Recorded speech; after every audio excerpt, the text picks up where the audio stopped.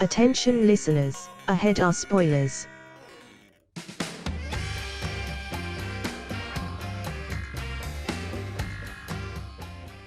Hello, and welcome to the Movie Trap. My name is Russell Carlson, and I am joined by Chris Boroff. We go to Pancake House. And I am also joined by Zach Powers. Jose Feliciano, you got no complaints. That's right. Welcome to the Movie Trap. On the Movie Trap, one of the three hosts you just met picks a theme, and then each of us picks a movie based on that theme.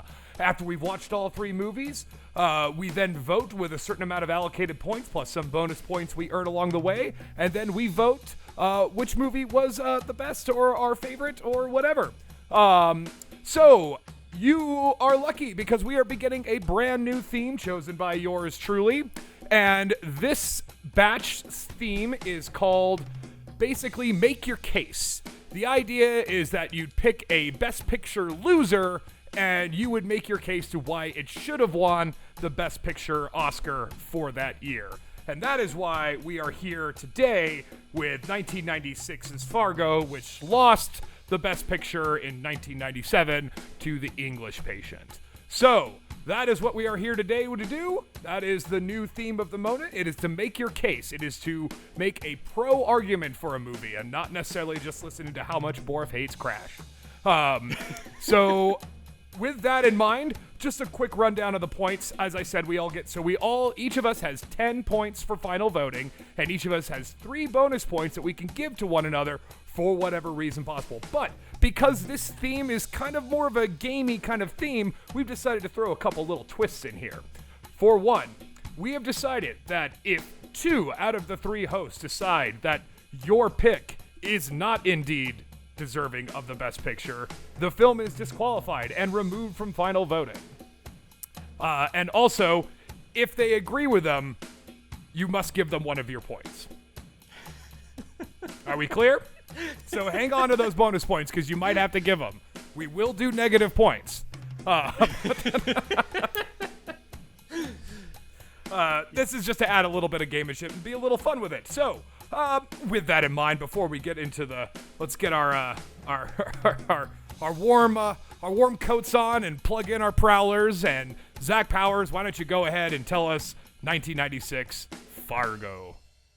Fargo is a 1996 crime comedy film.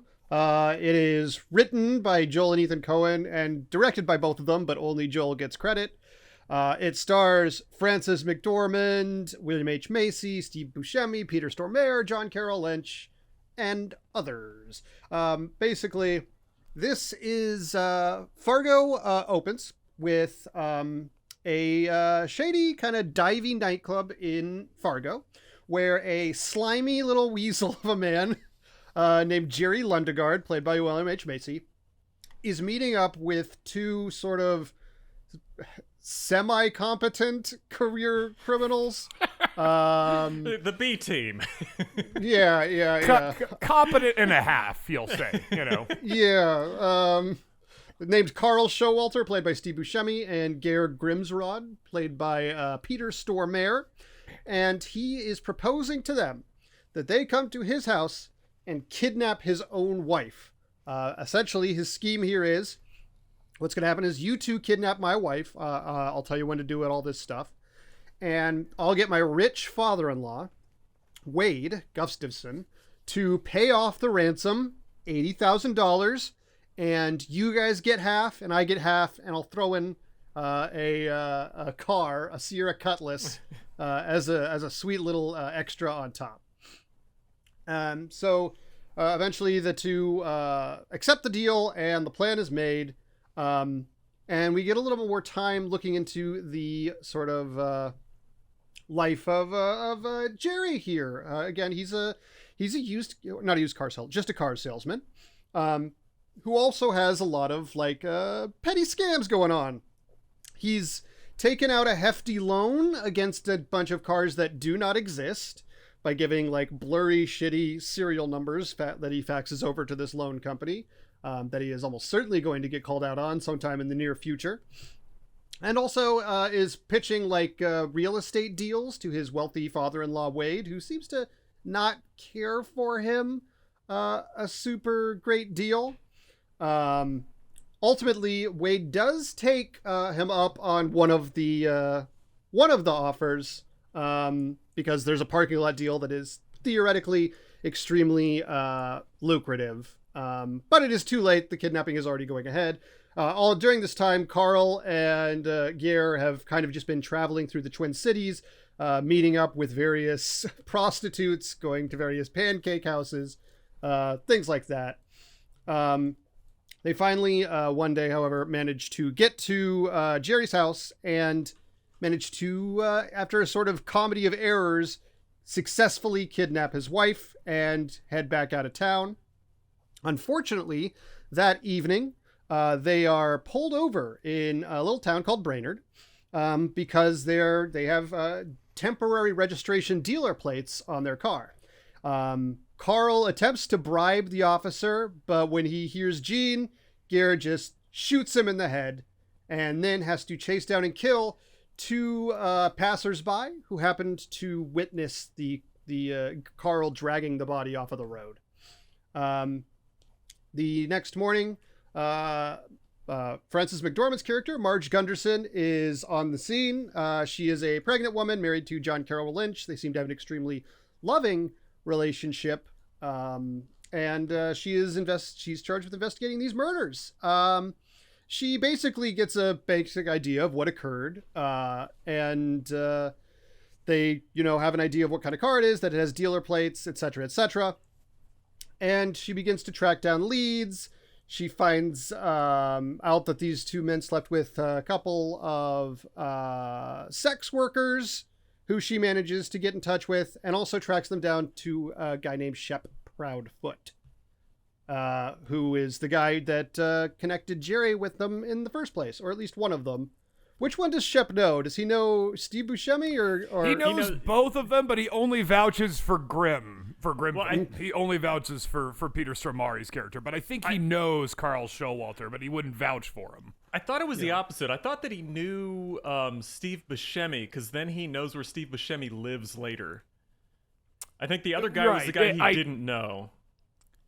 Yeah. I think William H. Macy says when he meets him in the because like before when he tries to cancel the caper, he says, I got in touch with Grimwald or whatever, and he says, I don't know, I know him, I don't know another guy.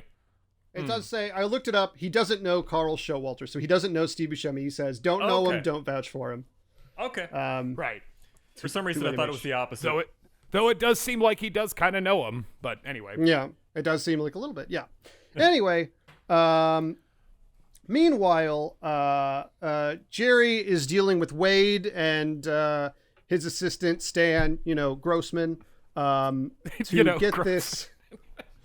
To get this ransom money through, and we learn that it is actually $1 million that he's asking. He's told the kidnappers that it's $80,000 to, bilk them out of as much of the profit as possible and pay them off only $40K and walk away with the rest.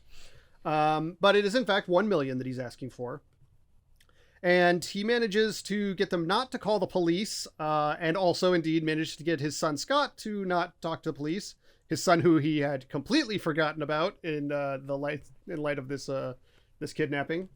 And meanwhile, after finding a call log that links the car dealership where Macy works to Shep Proudfoot, she heads over to the car dealership and asks him if there's any cars missing, because there's one with dealer plates out there. He says no, and she says, alrighty, that's fine.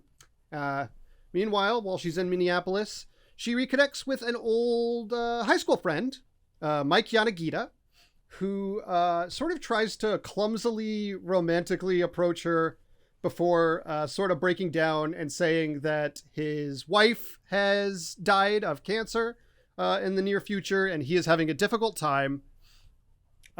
Later, Marge talks to another friend of hers about Mike and learns that this was all a lie.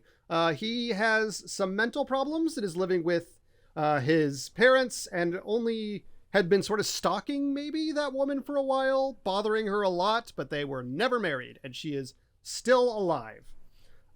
So after this, she decides to go back to see Jerry again, and discovers that he's much more hostile this time, and convinces him to immediately go out and do a lot count.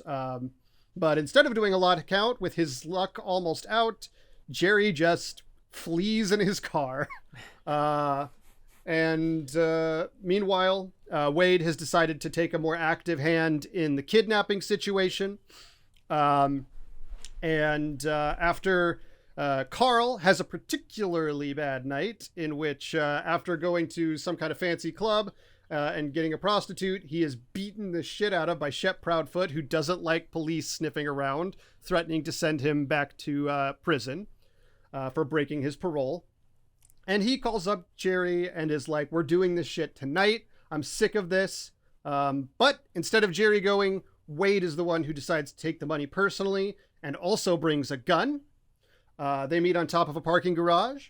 And before much else can happen, Wade demands to see Jean, his daughter. She's not there, so Carl just kind of shoots him and goes for the money. In return, he is grazed by a bullet in the face, and Carl shoots him about 4 more times, maybe more, killing him on the spot just after Jerry arrives and throws Wade's body in his car. Later, Carl realizes that there is a lot more ransom money than he had anticipated, but also being greedy little shit, he takes out $80K and buries the rest by the side of the road to come back to later. He heads back to the place where they've been hiding out, a cabin by the lake, and finds that Gare has shot Jean for shrieking. At which point he gives Gare his $40,000, says he's taking the Cutlass. Gare can have his old truck. Gare doesn't like this. He thinks they need to split the cost of the car. Carl, being pretty fucking fed up, is like, listen, I got shot over this shit. We're doing it my way. And proceeds to angrily leave until Gare gets up and sticks an axe into his neck from behind. Meanwhile, after a random tip from a local bartender who had talked to Carl in the bar about him going crazy out there by the lake. Up there by the lake. And how he might have recently well, killed do I look somebody. like a jerk? Only he didn't use jerk, if you know what I mean. This isn't that sort of a place. That just isn't this sort of a place. Marge Well, what kind of guy do you think I am? Well, what kind of guy do you think I am? Carl also kills the parking lot attendant after killing Wade. Anyway, Marge drives around the lake following that tip and spots the suspicious car in question. She comes upon Gare shoving what remains of Carl through a wood chipper. He attempts to flee, but she manages to peg him in the leg and arrest him and takes him into custody. Meanwhile, Jerry is found at a motel and arrested, trying to scramble out the window. Back home, Marge is in bed with her husband, who has gotten his drawing in a local art contest put on the 3-cent stamp. And they seem content with their lives and excited for the baby to come. And that is Fargo. Yeah, man, that's doing as real close, good, you know, Norm. Yeah, it's as close as you get to a happy ending on these sort of things. Yeah. Sure. Yeah, I mean, I would say it's more or less a happy ending for Margie, at least. I mean, you know, Yeah. but not for anybody else. Yeah. No.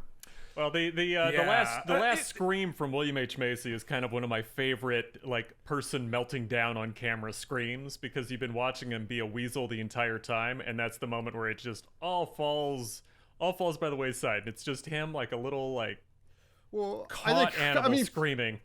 Jerry's entire life is things slowly falling by the wayside because he's like fucking around where he shouldn't be fucking around. It's just it's things have started spinning out of control since before this movie began for Jerry. Right. Yeah, no, like the crazy part, I think I read this somewhere about when the Coen brothers casted William H. Macy, that like they didn't realize how hard of a role that would be to play Jerry Lundegaard, and the fact that Macy did it so well. I mean, it's, for my money, that's the part he was born to play, is Jerry Lundegaard. I mean, he has got such a face and such a mannerism for it. It's the part he was born to play. But one of the things that I think it was Joel who said that, you know, like, he's a guy who's never done this before, but is shocked that it's going so horribly.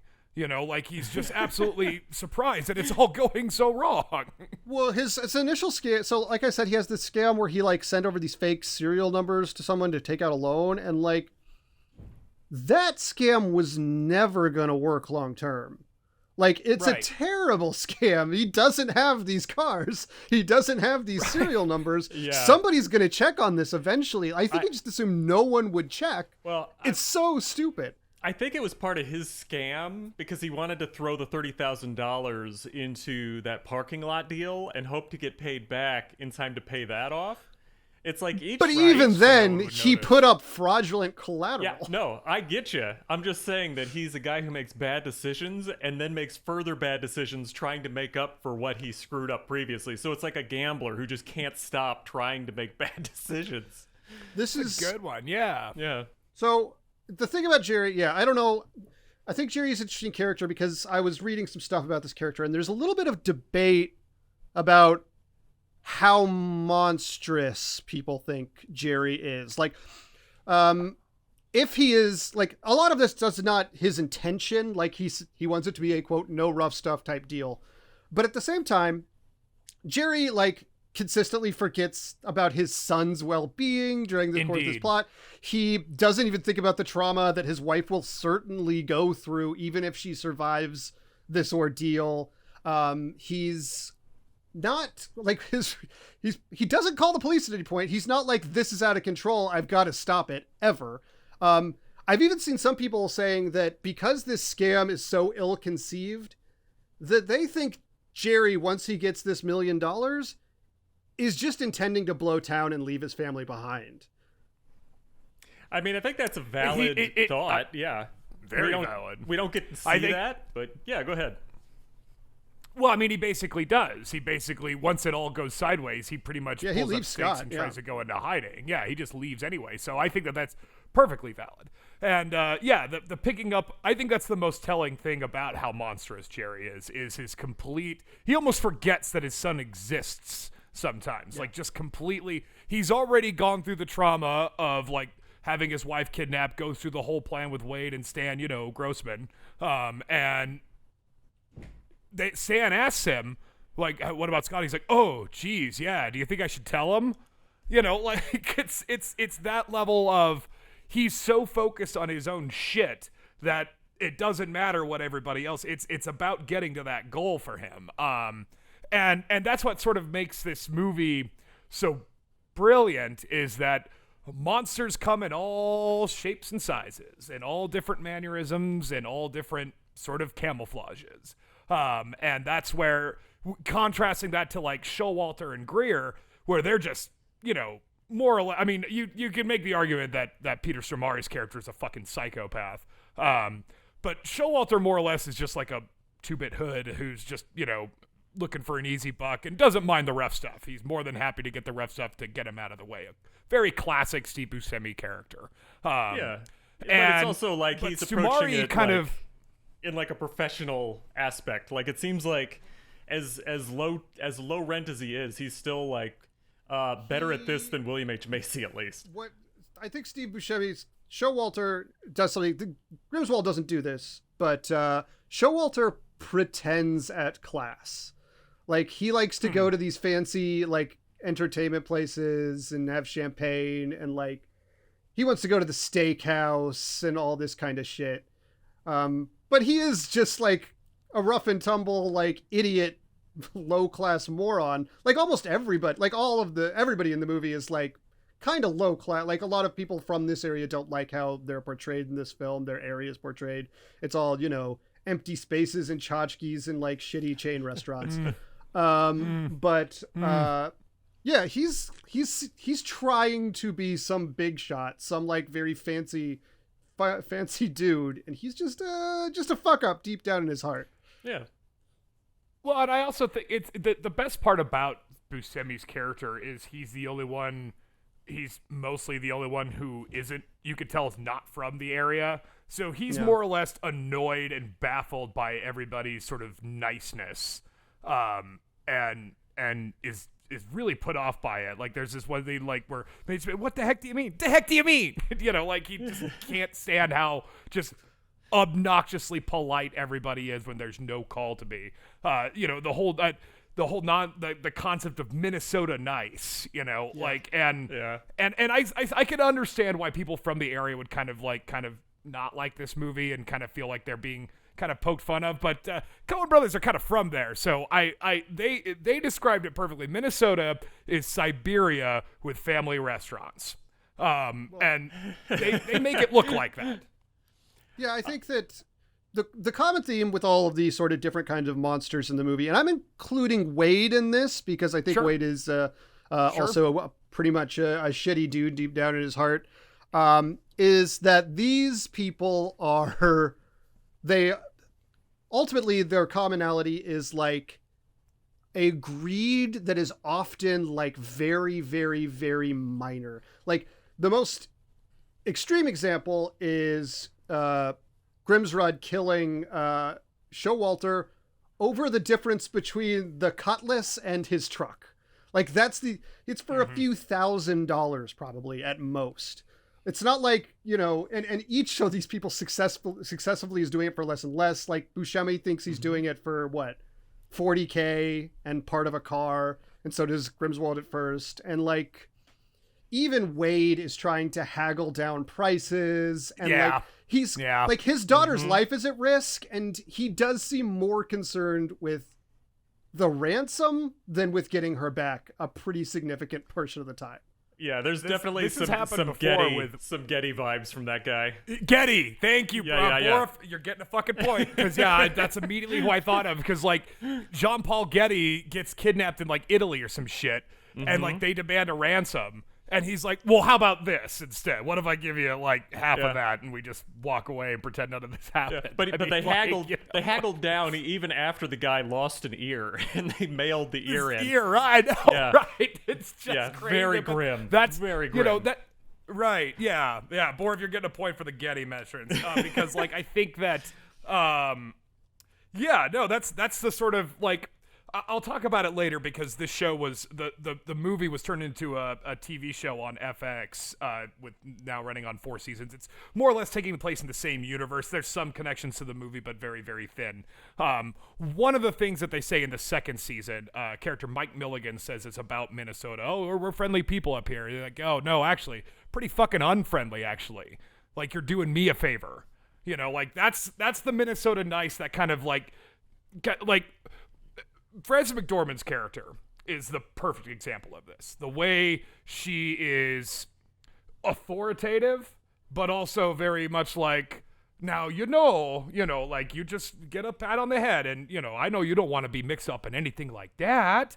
Like it's this kind of, there's a facade to it. There's a lie behind it. It's all based on like this sort of armor that everybody just puts up on themselves. And there's a fakeness to it. And that's why I think that when Marge realizes that Jerry Lundegaard is probably involved in this in some form or fashion, or at least not being forthright about anything, it happens after the Mike Yamaguchi scene.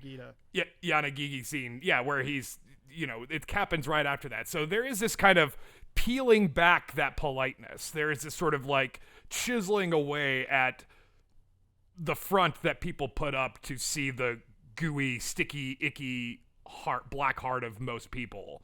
Like this movie is extremely cynical, and extremely, I don't want to say judgmental because I don't think that's completely right, but it has to be, right? I mean, like it is kind of passing judgment on, because like all of the side characters are more or less what Coen brothers are very good at doing, like caricatures. Like Marge's deputy is basically just there to say, yeah, oh, geez, like that's they're just sounding boards for that kind of thing. And the Coen brothers are really, really good at that, at making it entertaining.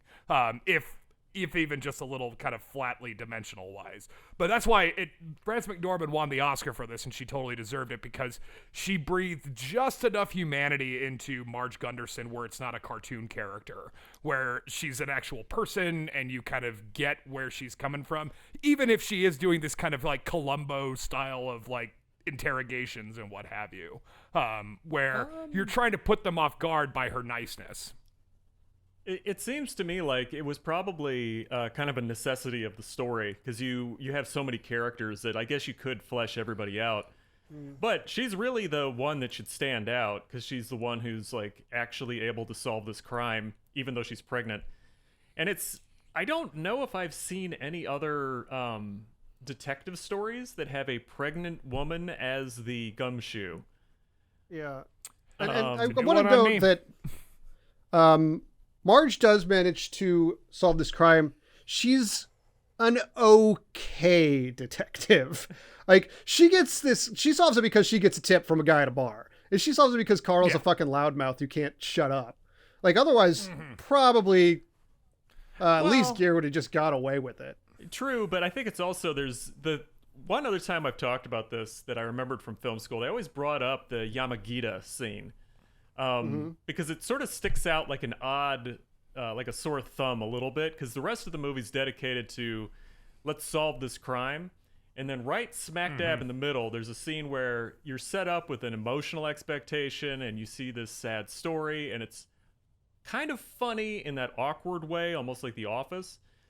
But the fact that it's a lie that gets introduced to her, and then there's a later scene where she's twisting and you're thinking she's thinking about that or something else, but then she actually starts going like, oh, there's something wrong with the thing that I was Jerry told Lundegaard by Jerry, and she turns around to go back and like grill him.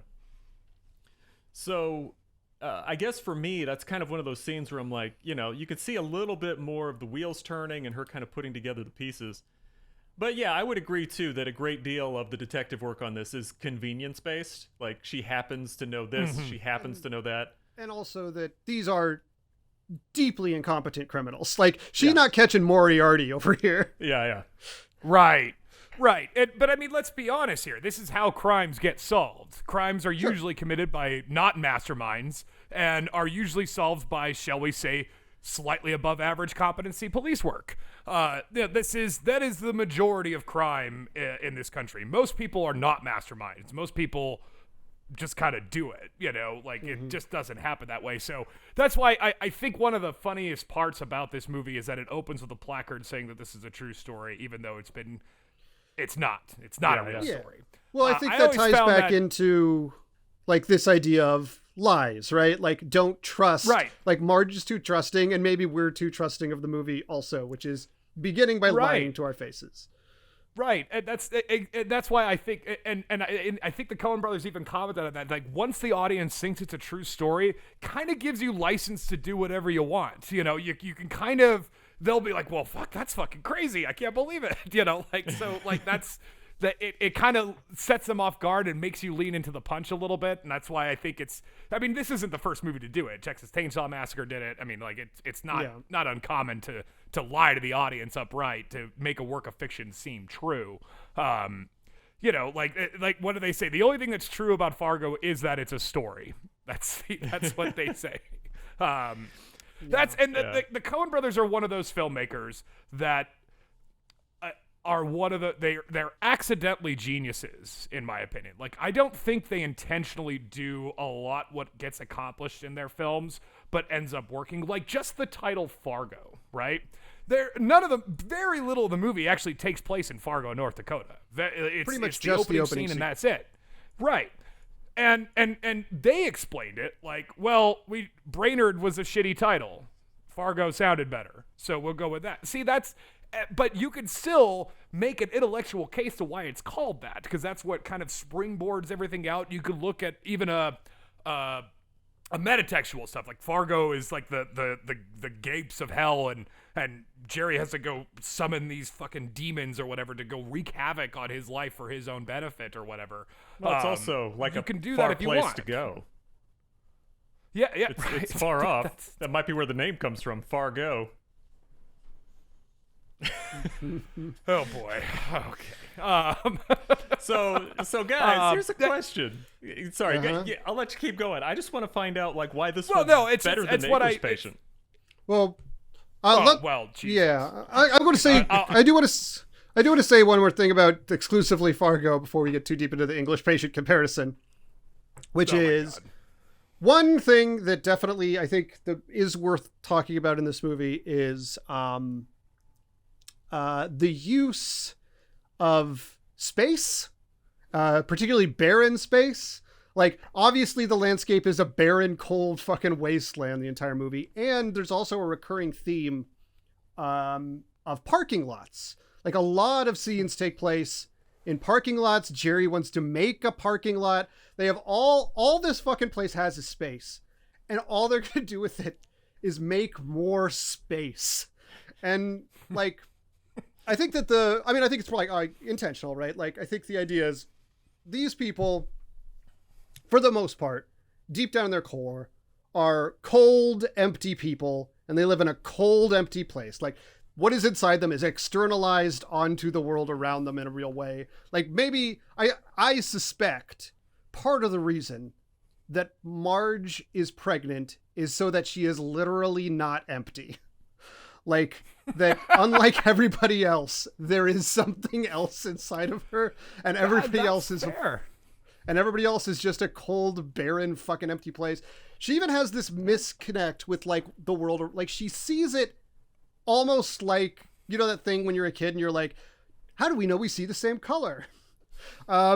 She gives this speech to Garrett at the end where she's like, you did it all for a little bit of money, and look at you now, and it's a beautiful day. And it's fucking horrible. It's snowing. It's frigid. It's a terrible day. It's awful.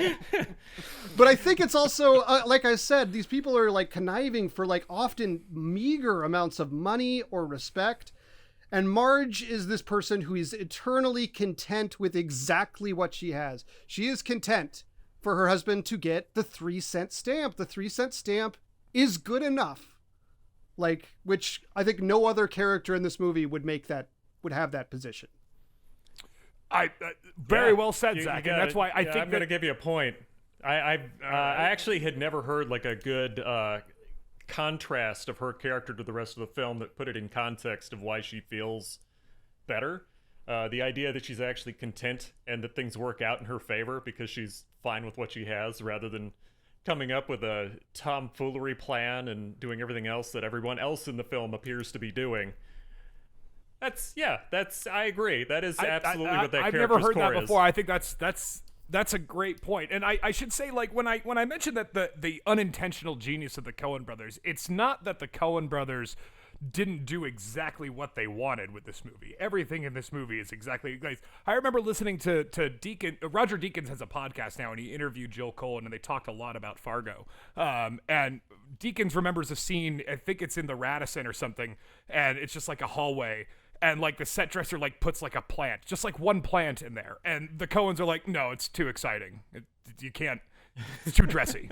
You got to scale it down a bit. And Deacon's like, then it's just walls. He's like, I know, that's what we want. It's got to be very, very, the blander, the boringer, the better. That's what they want. And even more so, like, there's a scene where Marge and Norm are sitting there eating their buffet, which they do a great job of making look very appealing, of Scandinavian traditional cuisine. There was a take apparently where like the deputy comes in and talks to Marge about the case, and John Carroll Lynch's character, he plays it like he's kind of like, because the backstory is like he used to be a cop, they met on the force, they couldn't both work together, so he decides to quit and go paint duck pictures or whatever. So he's like pretending to be interested because he's an ex-cop. That's how John Carroll Lynch, and should be said, this is one of his first films. He was partially discovered because he lived in Minnesota and they were shooting this around there. So credit to the Coen brothers for finding John Carroll Lynch. Jesus, I didn't know that. He was so when the Coen brothers kind of look at each other and go to John Carroll Lynch and say, you know, what are you doing? And he's like, well, I figured he's an ex-cop. He'd be interested in the case. Like, no. He's waiting for her to be done. He's waiting for her to be done so he can go ice fishing. That's what he's waiting for. And that's how he plays it through the whole movie, where it's not that he's uncaring. He's very attentive to his wife and everything. They've got a very stable relationship, but he is also sort of like aloof and like thinking about his duck paintings. You know, that's where his mind is at. So it's just that the Coen brothers have a very specific vision of what they want, I would say, in almost all of their movies. And in this movie in particular, I think it's even more amazing because on that same podcast with Deakins, because right before this, they did a Hudsucker Proxy, which is a much larger scale, different kind of movie. Still the kind of Coen brothers sort of zaniness and fast talking sort of stuff, but not nearly like this. This was a bare bones movie, and when Deakins said, you know, like when we were finished Hudsucker Proxy, I figured that was the movie that was going to get you guys all sorts of acclaim and prestige because you guys kind of treated this. This one was more or less like a fun little art house project for you guys, and it basically was. So much so that Deakins compared, I remember the editing room because the Coen brothers did all their own editing. They always used a pseudonym of Roderick James, but it was the two of them always editing because they came from editing. They look at film as editors, and it shows. So Hudsucker Proxy, back then, you would hang the scenes of strips of film on a wall, right? And Hudsucker Proxy took up a whole room. Fargo barely took up a wall. That's how little they shot. That's how little that's how much they knew they wanted in this movie. There was not a lot of messing around. And Joel Coen even says in that interview, he said, probably if we did it today, it probably would have gotten a little more coverage, probably. But you know, that's how specific they were looking for in this film, which I think is to their credit, considering this is only film, number 5 for them. Yeah. I didn't know that this was something that kind of got John Carroll Lynch discovered. Like, that was a surprise when you mentioned that, because I remember this was the first time I saw him. I'm very impressed by his range. Like, that particular actor, like, he's totally lovable in this, but he's absolutely terrifying in other films where he's like a giant man that is just... I can't remember which TV show. There's a TV show where he's like the main villain. He's an American Horror Story as an evil clown sometimes. Yeah. And he was one of the suspects in Zodiac, one of the people who was suspected of being the Zodiac killer in Zodiac as well. I think it might have been that, but there was another thing where I just remember he was a big heavy and he was terrifying and on the verge of killing people a lot. And I think it was like a period piece, but unfortunately I can't remember right now. Anyway, he was in several of the American Horror Stories, including American Horror Story 1984. So it could have been that. He's been in there. I think he's been in American Horror Story for a couple of seasons, but anyway, I also you know, what the Coen brothers are good at is finding these character actors, you know, like John Carroll Lynch and Steve Buscemi, even to a lesser extent. I'll say this, I mean, like, I think this is one of Steve Buscemi's best roles. This is the part, I say that about Jerry Lundegaard, it's the part William H. Macy was born to play. Carl Showalter is made for Steve Buscemi. I mean, they basically wrote it for him, and he plays it to a T. Sure. You know, because he just kind of come out of the Mr. Pinkness of Reservoir Dogs and anything, but this is kind of the same kind of character, but a little, well, I don't know if he's any more weaselly than Mr. Pink. I think they're both probably on the equal levels of scheming and weaseliness. So, but the way, for me, everything changes. I mean, I think Mr. Pink's sense of professionalism is much more real than Carl's is. That's true, because, you know, Carl Showalter's literally in the middle of fucking nowhere, and, you know, at least Mr. Pink lives in Los Angeles or something, where there's a degree of professionality. And he's Mr. Pink's the only one in that movie who, like, pretty much avoids the infighting inside the group and is like, can we just get this fucking job done? Right. So. Right. Yeah. Yep. And act like fucking professional here. Yeah, that's right. So why is this better than The English Patient, guys? Oh my God, where do I begin? Well, I don't want to just spend a lot of time doing a comparison, you know, because, like, okay, part of the point of this theme. Before we get into it, I'll do an extremely brief description of The English Patient for people who haven't seen it, okay? It's the movie that won the Oscar the same year Fargo came out. It stars Ralph Fiennes and Juliette Binoche and Willem Dafoe. And basically, it's the story of this guy in World War I. He gets found. He's burned to hell. Juliette Binoche starts to take care of him and nurse him to health. We get flashes of his backstory. He was like this sort of cartographer, like explorer kind of guy who started an affair with somebody, Colin Firth's wife, and it spun out of control, and Colin Firth tried to kill him, and eventually he ends up burned. Willem Dafoe wants to kill him because he spilled secrets to the Italians or the Germans or something to try and, for some reason or another. Yeah. But eventually, and Willem Dafoe had been tortured by the Germans as a result and lost his thumbs. Eventually, he forgives him because he learns the circumstances, and the English Patient asks for an overdose because he cannot go on without his lost love and dies. That's basically the English Patient. It's real good. So, I mean, the thing about what I will say, like I said, I don't want to spend a whole lot of time just trashing on the English Patient, though I could. I think that when I compare these two movies, English Patient is exactly what Hollywood's instincts are, right? You have this hot novel piece of property that everybody in town wants to be involved with, and it plays into all of Hollywood's instincts. It pretty much goes like that. There's some weird editing tricks that Walter Murch does, that kind of the way it shifts back and forth in time between him and the bed, and that's all very well and good. But for the most part, it's pretty much a pretty romantic historical melodrama. Hollywood by the numbers. Fargo is not that. Fargo is almost the antithesis of that. Fargo almost makes you long for that. It breaks a lot of rules here that are hard to replicate and do right. I think that there's a difference between Hollywood instincts and going against Hollywood's instincts. And that's why I like Fargo a lot more. Because there's a lot of different metrics you could use to judge Best Picture, but I'm gonna use two. I'm gonna go with longevity, and I'm also gonna go with viewing experience. Now, viewing experience with the English Patient, I mean, everybody's seen the Seinfeld episode where it is just fucking boring.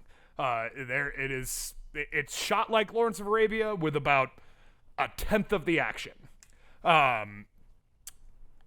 And as far as longevity, who the fuck remembers English Patient anymore? I mean, like, we don't even consider it that more. Meanwhile, Fargo, you could do the voice to anybody and they're going to instantly think of Fargo. And plus, they've had a fucking TV show, a pretty successful one too, at 4 seasons and counting. Ain't nobody spinning off the fucking English Patient.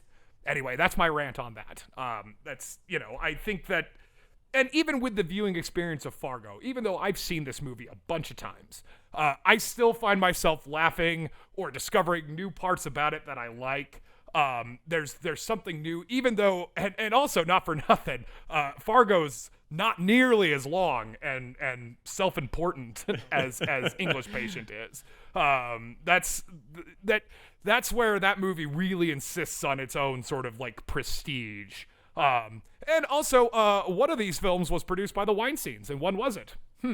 Anyway, not that, look, the Coen brothers then worked with Scott Rudin, who's also a prince of a man, as I understand it. But just for that, I mean, this is before Weinstein was really in their power. For example, they didn't fight a lot of the casting choices in The English Patient, which is not typical of the Weinsteins. But as far as that, I can just go with that. I mean, like, look, I think the cinematography in English Patient is pretty good. John Seale's amazing. It looks great. Walter Murch is a genius, a blowhard, but a genius. But other than that, it is just pretty much just a soapy romance that looks pretty and is everybody's sad at the end, and whereas this, what I love about Fargo, this is what I think Fargo deserved Best Picture. Even over, if somebody wanted to say that Jerry Maguire was maybe a better film than The English Patient, I might have room for you on that one, but I don't think it's better than Fargo. Jerry Maguire was also nominated. Because Fargo does this trick that the Coen brothers are so good at doing, where it's an emotional exercise, but it's also an intellectual exercise. The intellectual exercise, in my opinion, is the humor and the jokes and the sort of like darkness that things are funny, even though if you saw them in real life, you wouldn't think they're that funny, but the way it's presented in the movie, it's pretty funny. The emotional is the sort of the shock of some of the violence and how stark it is comparatively. Like, the movie changes everything as soon as Greer kills the cop, and there's this great shot of Steve Buscemi with blood all over him, and there's this lot of contrast of blood on snow. where this white is just this all-encompassing, oppressive atmosphere. And even the fact that Steve Buscemi at the end buries the money in the white of the snow, like they're sacrificing that money to the snow, and it goes into, you can get into this arty metatextual symbolism if you want. I'm not saying the Coen brothers meant to do it, but you can do it your own self if you'd like. That's powerful. There's so much like, even like the images of like a spot of red on a sea of white is repeated with such frequency that I just can't imagine. Even a spot of red in like, there's the scene where Garrett goes after the two that like drove by, right? There's this kind of matched shot where he is smoking his cigarette, and it's very dark. It's a nighttime scene, and the main light of the shot is like the ember of his cigarette shining up, and he throws it away, and the shot is matched by the tail lights of the car in front of him in the blackness, like matching the cigarette. Like, I don't think, as much as you want to say like these people are like the fucking Forrest Gump of filmmakers, they're not doing this on accident. Like, this is intentional. No. Like I said, no. It's very intentional. Like I said, you could tell this movie was put together. They knew exactly what they wanted. Don't misunderstand me about when I say they're accidental. What I'm saying is that they don't think about it as much as you, the audience member, might do. They don't pour a lot of, like, do you think they give a shit what happened to the money after the movie? No. But they just let it sit there. Like, they don't care. They just said, nope, money's gone. It's just buried in there. And they just let it sit there. That's it. That's the end of the movie. They don't even consider what happened to it. It doesn't even affect them. Well, I think that goes back to the theme. And that's why I'm saying it. That, again, like, this is a movie where like money and greed is so corrupting. I think it goes back to that theme that the money ultimately is just lost. No one gets it. Like, it's pointless. It's this engine for all this chaos. The white of the world gets it. Yeah. It's got a pretty nihilistic view on money. It seems like the human connection is the only thing that's got value in the movie, which is normal at a correct view, I'd think. But I've noticed that is a thing in it, that it has a very nihilistic view of money in general. I watched The English Patient for the first time in preparation for this episode, and so, okay, there is like a metric by which you could argue that The English Patient should have won, and just to be clear, the nominees that Fargo was up against, by the way, and The English Patient in the 69th Academy Awards, obviously very nice Academy Awards, are it's the funny number. Yeah, it is the funny number. The English Patient, Fargo, Jerry Maguire, and then Secrets and Lies and Shine. I don't know anything about those fucking movies. Anyways, I watched The English Patient the first time, and the metric for which I could see it being the correct choice is I don't think it's the better of the two movies, but it is the Oscar-winning feeling movie. Like, if you were to show these two movies to two people, blind, having no idea who won, and said, which one of those won Best Picture? I think anybody who knew anything about the Oscars would be like, The English Patient for sure. Like, it's especially a very 90s Oscar-feeling Oscar winner. Like, and how? It was designed in a fucking lab to win that statue. There's good stuff about it. Like, I always love Willem Dafoe. I think he's one of the most talented actors we got going right now. Like, you can't, that, and speaking of range, that guy can do anything too. But fucking A.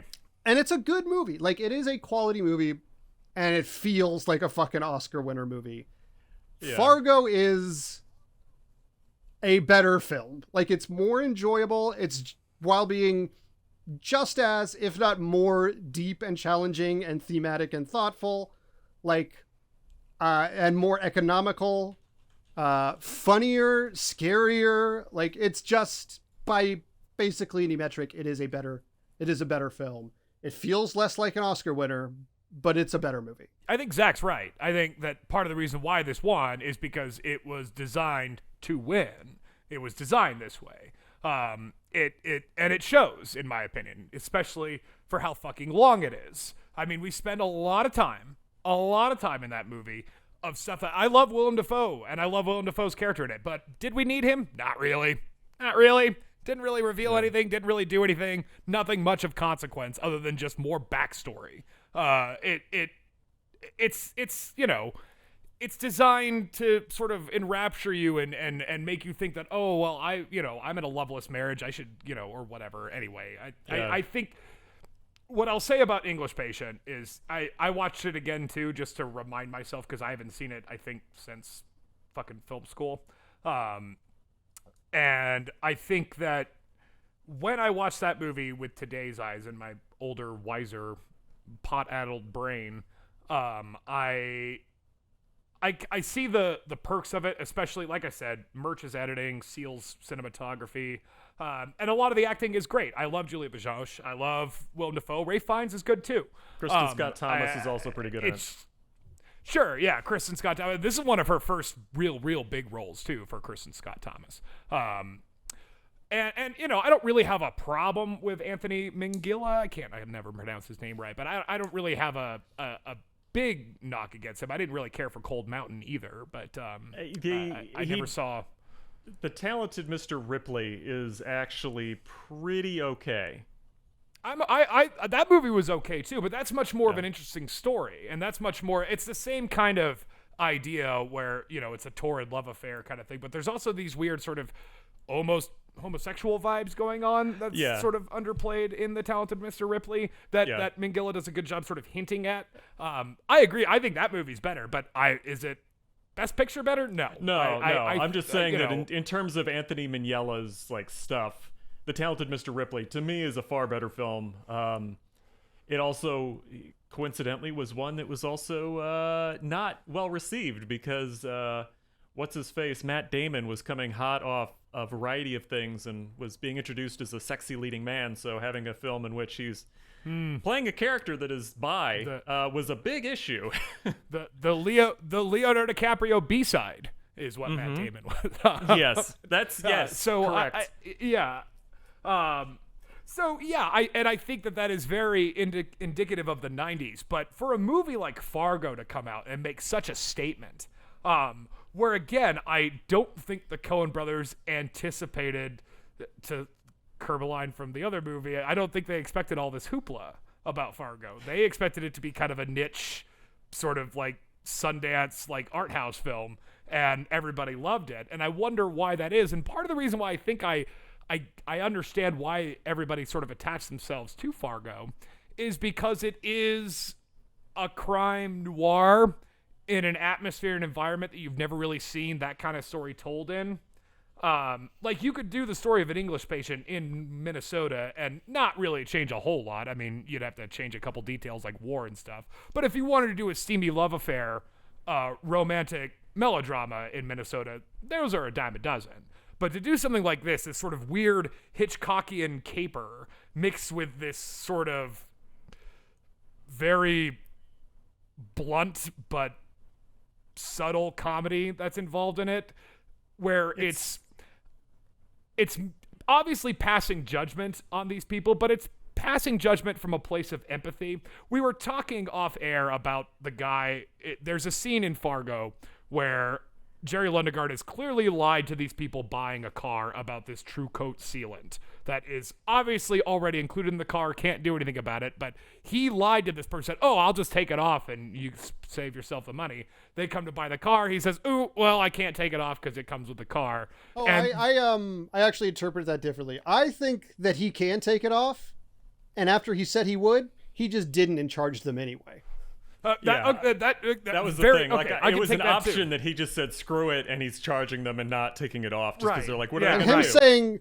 I think him saying they put that on there at the factory, I think that's horse shit. Okay, look, I'm willing to accept that too, but I think the important note that I always take from that scene is the customer's reaction, because the customer is just fucking fuming, right? He's just really pissed off. He's like, you sat in here and we told me we do 19.5, and by the end of it, he's so exacerbated that he cannot help but say, you're a fucking liar, and the wife's like, like it's the raw rage and dark emotion gets pushed down in this society so much that any sort of showing of that is impolite. and not in character, and that's where I think, yes, this movie is passing judgment, but it does come from a place of empathy where it understands these people. It kind of does, even if it is on the verge of being cartoony.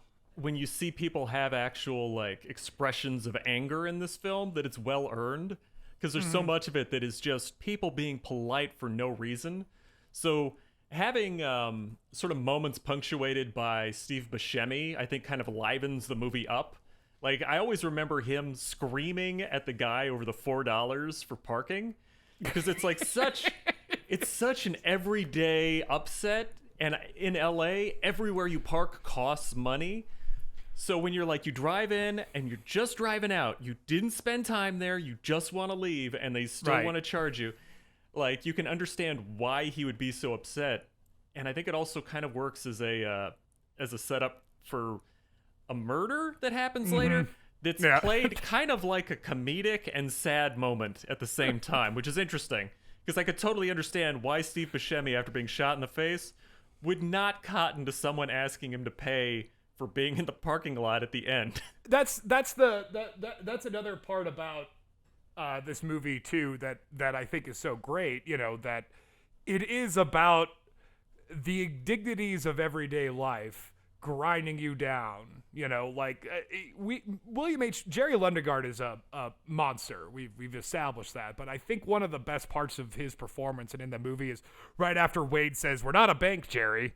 We're not, we'll give you we're not talking about your damn word." When he goes out to his car, and the way it's shot, it's the only car in the lot, right? And then he gets in, and he's got to scrape the goddamn windshield. And how many times we've all lived in Colorado, when you're like having a bad day, and you're like, now I got to do this, it is just that kind of everyday life will end up crushing you. This is a borrowed observation that I saw, but I think it's true, and it's I had never thought of it before.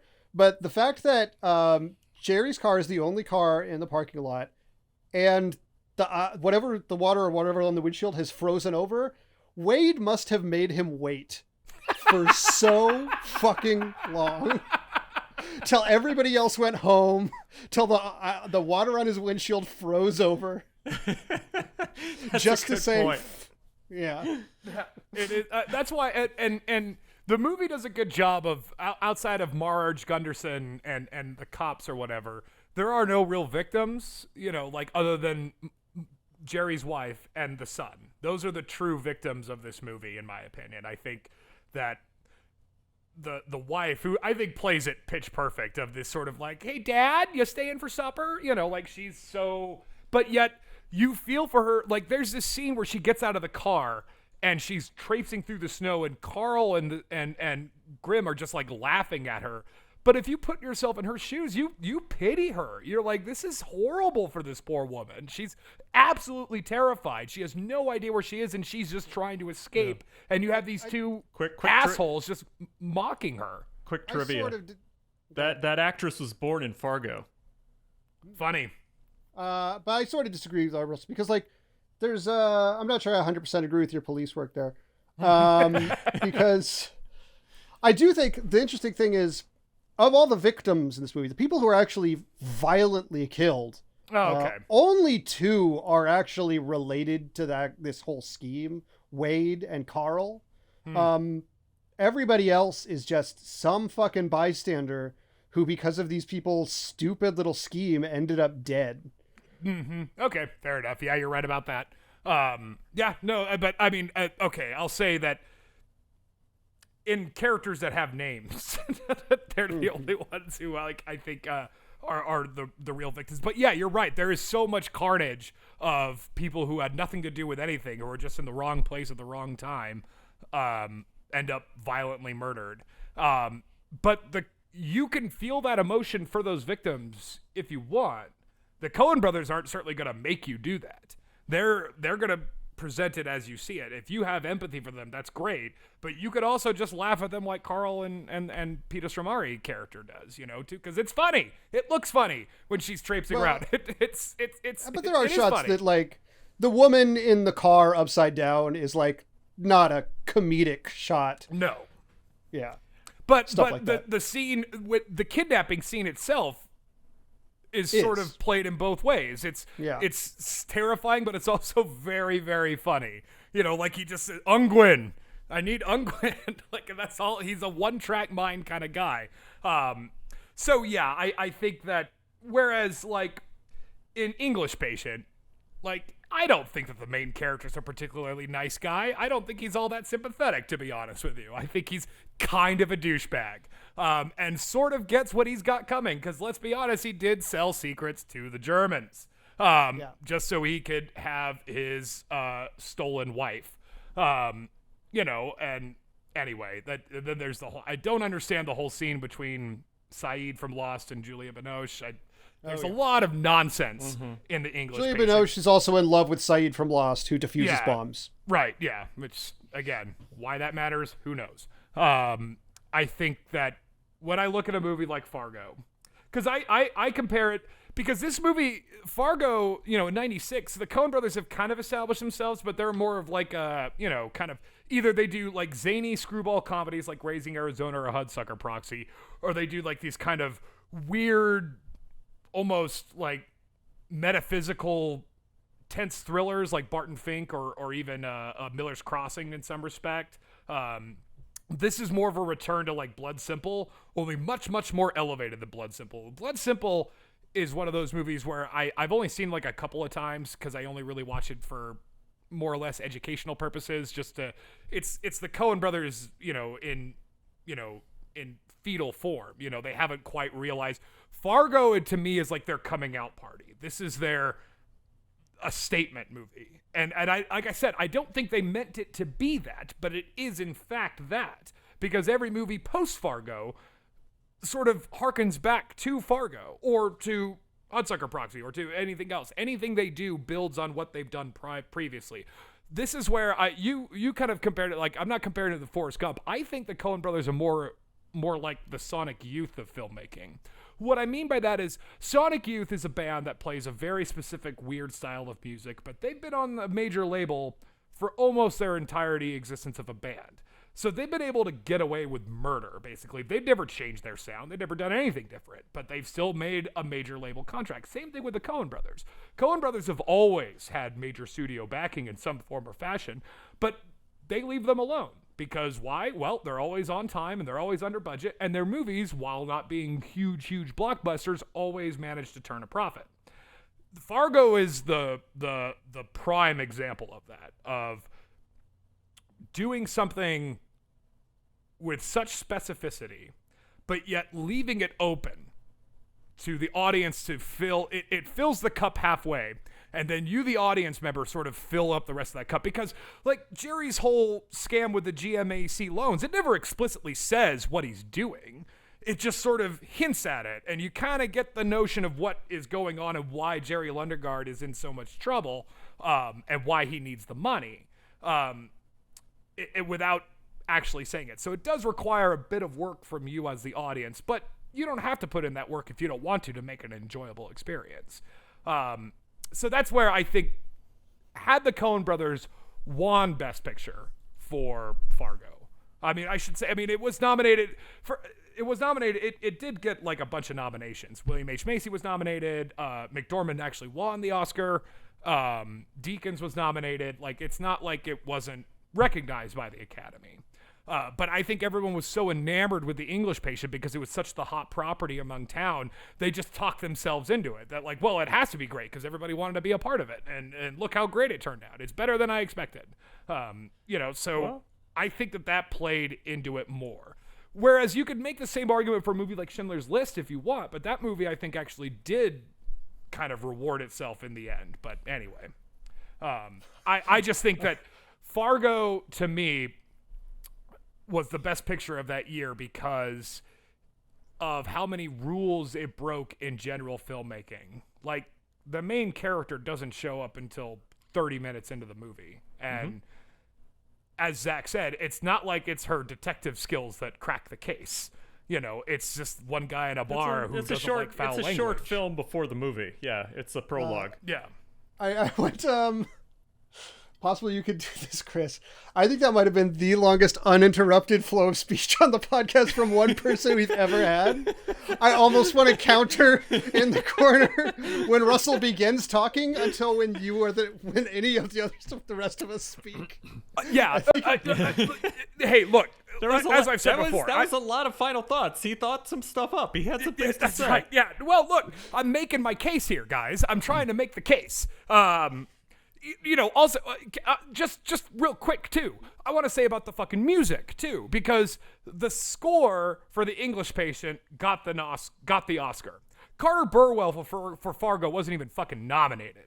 And I think that's outrageous. Yeah. That's outrageous, because I think part of what makes the atmosphere of this movie is that theme song, because it's this almost like dirge, this funeral dirge that's happening throughout the movie, and it telegraphs to the audience, this is gonna get really fucking dark. This is gonna get really bad pretty quickly. And I think that deserves a lot more credit than just, not Lawrence of Arabia music. Well, it elevated the movie. Like, it turns what is essentially a small story about hoods and death and just sort of a noir thriller into something that has more of a theatrical tone, because it's got swells. I think when Wade takes one in the chest, there's a shock swell of music.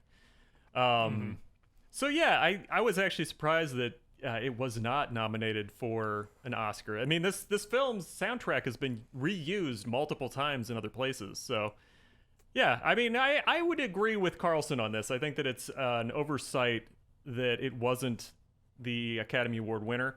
I can understand why at the time that the other movie, The English Patient, would have won. But I think some of that comes down to just the current zeitgeist, what's popular at the time. I have a feeling that the Academy Awards were never that objective, and we're gonna probably We're probably gonna have a couple other options that come up that make us think that the Academy Awards might not be the best source for whether a movie is actually good.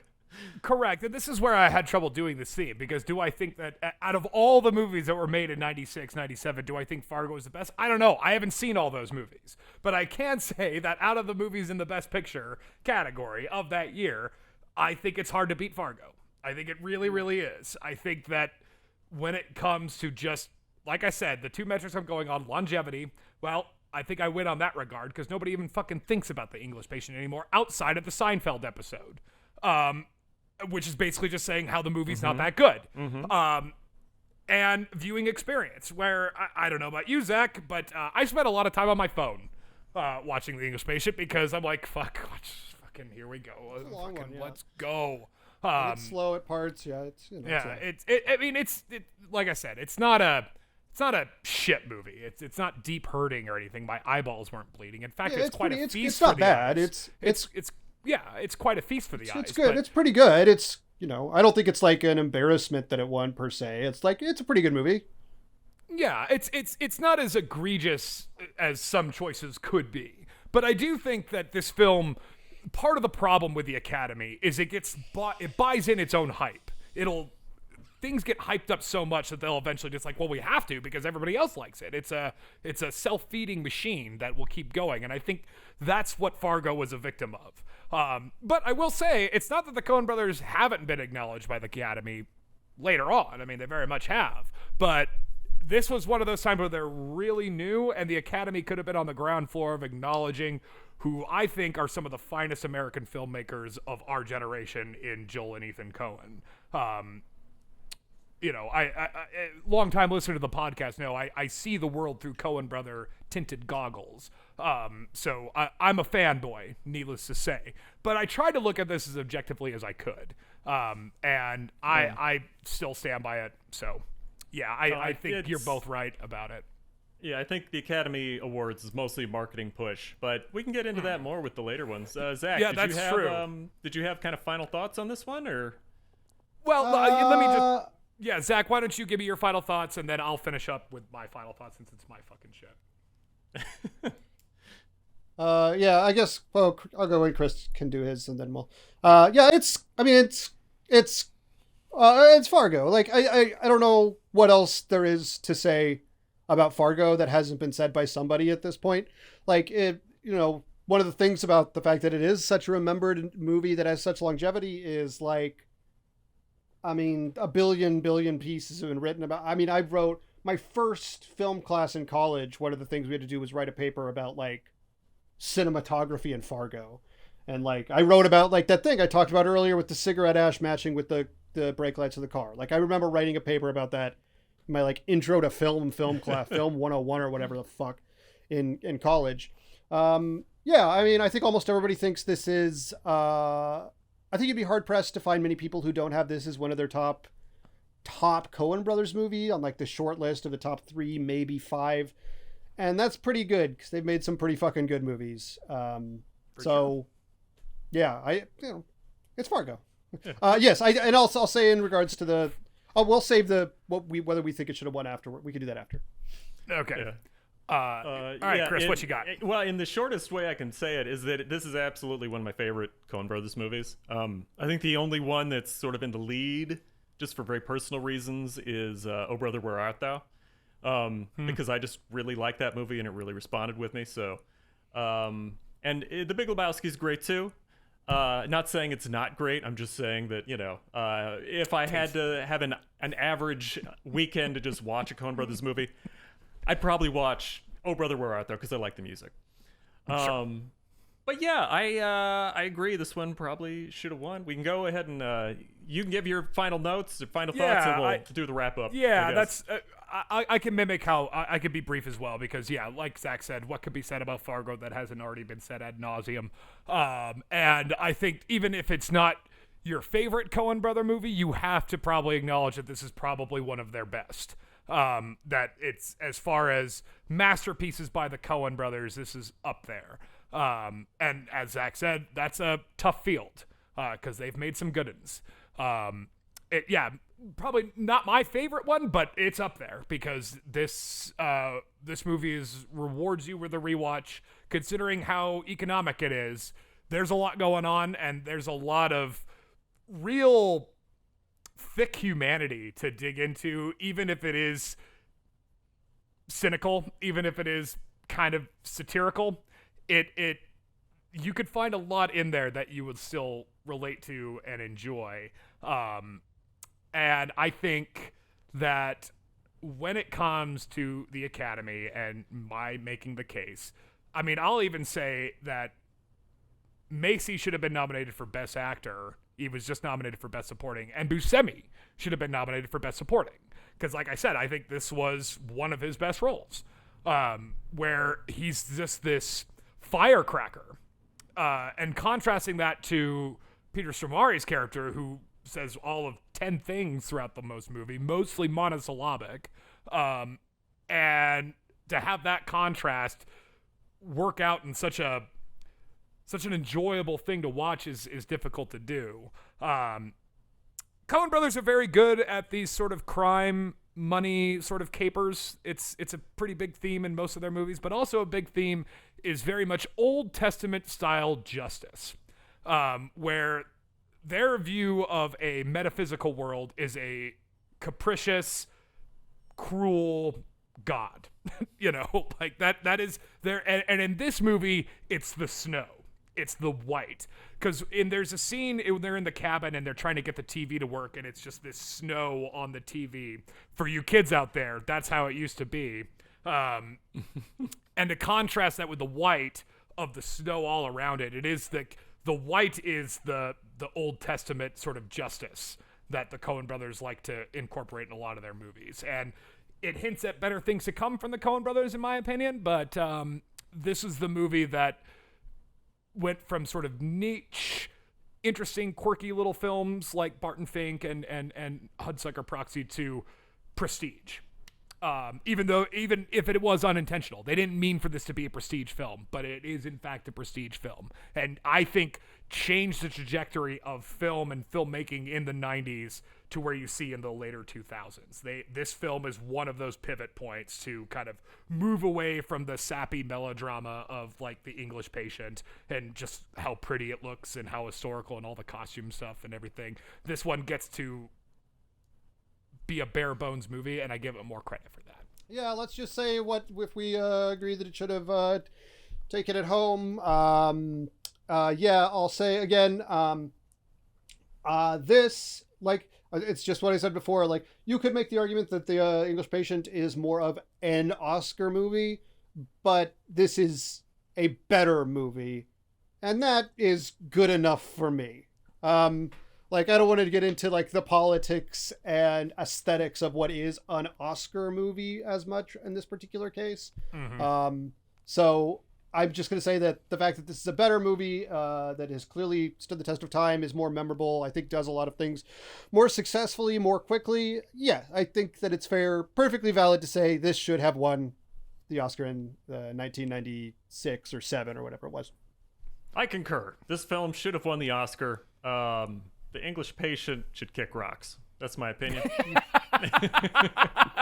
Obviously, I agree, because, well, thanks, guys. Yeah, I made my case pretty well, but honestly, let's be real, that's a pretty easy fucking case to make. This was a pretty low-hanging fruit for this theme. You know, like I said, everybody knows that the English Patient, if you're of two minds about it. Either you've seen it once and you're like, well, that was something, or... You know, but nowadays, like I said, nobody even fucking remembers the English Patient. So, like I said, pretty low-hanging fruit on my end. So, I guess we'll get through a rundown of the points and see what next case we, the jury, will hear in front of the Court of Best Picture Faux Pas.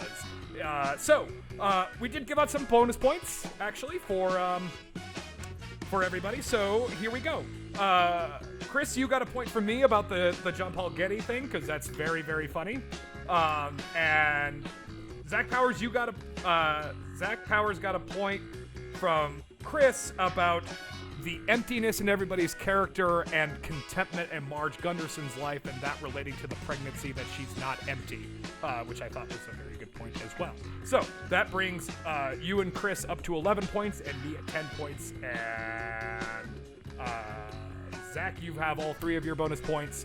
Chris and I, we've got 2. So, Zach Powers. So I got a little list of possible options, and I wasn't sure which one to do. So I'm alive right now. Roll the dice and pick from this short little list, and figure out what we're gonna watch next. I won't tell you what's on the list. I could tell you next time, but I don't want, if Chris is considering one of these films, I don't want him to steal be your like, pick. oh, yeah, exactly. I don't want him to feel like he's yanking something from me. You don't want to unilaterally disarm him. Yeah. This is going to be, okay, it's a contentious one, but one that I believe to be the case. This is actually maybe the most risky gamble on this list. I am of the opinion that There Will Be Blood should have beat No Country for Old Men. That is a contentious one. Oh. That's fucking. That's not a guarantee. No, that's not a guarantee. That's a perfect pairing with what we just had. Yeah, exactly. Yeah. That is fucking interesting, because unlike this movie, where I think the discrepancy between the two is so vast, these two, they're close. They're close. That's a tough call. This close. might be a tough call. I believe There Will Be Blood was the better film and should have won. But I am making a risk. This is the riskiest one on the list, I think, that I put together. I like it. I have a feeling that we're going to be quoting something that Carlson said in this episode when we talk about the next one, based off longevity and cultural relevance. Relevance? Interesting. Relevance. Yes. We do podcast, people. Yeah. I don't think either of these movies have been forgotten by any measure, but yeah. For sure. We can get into that next time. No, so that's that sounds like an this one will definitely be There Will Be Blood. Okay, that sounds great. So tune in next time for round 2 of the Make Your Case movie trap, where we try to correct Academy history as best as we can. So tune in next time for we will be watching There Will Be Blood. If you want to, you can watch No Country for Old Men to sort of arm yourself if you'd like. That's sort of the fun of this category. You can watch 2 movies, or you could just watch the one movie. But I think in this case, I think you're almost going to have to watch both because they're, at least both of these are enjoyable films to watch. So yeah, I guess with that being said, thank you all for joining us. Hit us up in the comments, write us up, tell us what we could do better or worse. Play around with us where you can find us at all the social medias and find the podcast wherever. Tell your friends, write reviews. And yeah, thank you so much for joining us, and join us next time for There Will Be Blood. With that being said, I have been Russell Carlson, and I have been joined by my partners in crime, Chris Boroff. He's the funny-looking one. Generally funny-looking. It's kind of funny looking. Oh, just in a general way. And I've also been joined by Zach Powers. Yeah, I decided not to park here. Well, I'm sorry, I still got to charge you the $4. God, that movie's so good.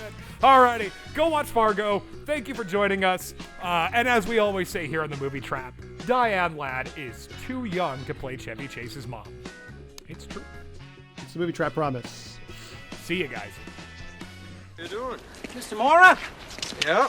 Officer Olson. Yeah. Righto. Well, so I'm tending bar down there at Eklund and Swedlin's last Tuesday, and this little guy's drinking, and he says, so where can a guy find some action? I'm going crazy out there at the lake.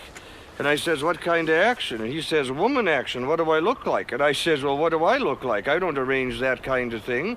And he says, but I'm going crazy out there at the lake. And I says, yeah, but this ain't that kind of place. Uh-huh. He says, oh, so I get it. So you think I'm some kind of jerk for asking, only you don't use the word jerk. I understand. Then he calls me a jerk, says last guy thought he's a jerk is dead now. So I don't say nothing. He says, what do you think about that? And I says, well, that don't sound like too good a deal for him then. You got that right. Yeah, he says, yeah, that guy's dead, and I don't mean of old age. And then he says, geez, I'm going crazy out there at the lake.